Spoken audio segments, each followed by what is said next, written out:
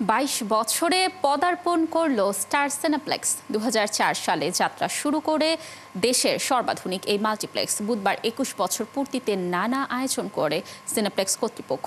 এদিন দেশের বিনোদন সাংবাদিকদের আমন্ত্রণ জানায় প্রতিষ্ঠানটি। এছাড়াও দর্শকদের জন্য ছিল নানান অফার। বিস্তারিত আরিফ হকের প্রতিবেদনে।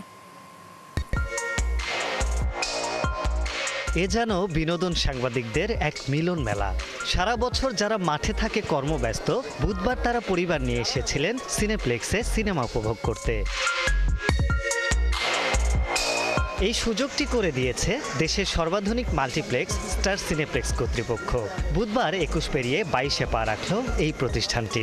তাদের আমন্ত্রণে এদিন বসুন্ধরা সিটির সিনেপ্লেক্স শাখায় সপরিবারে এসেছিলেন টেলিভিশন বিনোদন সাংবাদিকদের সংগঠন টেজাব সহ অন্যান্য বিনোদন সাংবাদিকরা। চলচ্চিত্র আর সিনেপ্লেক্স খুব পাশাপাশিভাবে হেঁটে যাচ্ছে। সিনেমার মানুষদের কাছে খুব আশার একটা জায়গা সিনেপ্লেক্স। তো আমি আশা করবো যে আজকে ওদের ২১ বছর পূর্ণ হলো, ২২ বছরে পাড়া দিল।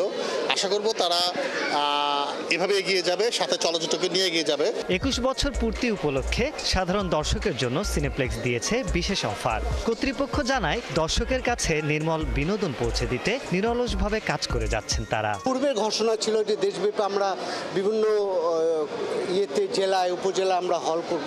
তো সেভাবে আমরা এগিয়ে যাচ্ছি। আমাদের ২২টা স্ক্রিন আপাতত আছে।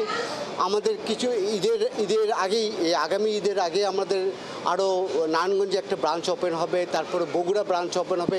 এভাবে ধারাবাহিকভাবে একের পর এক আমরা সারা দেশব্যাপী আমাদের এই সিনেমা ইন্ডাস্ট্রিতে আমরা অবদান রেখে যাব। এদিন সিনেমা দেখার পাশাপাশি বিনোদন সাংবাদিকদের জন্য নানান আয়োজন রেখেছিল সিনেপ্লেক্স কর্তৃপক্ষ। সিনেপ্লেক্সের আঙিনা মুখর হয়ে উঠেছিল তাদের আনাগোনায়। আরিফ হক, ৭১, ঢাকা।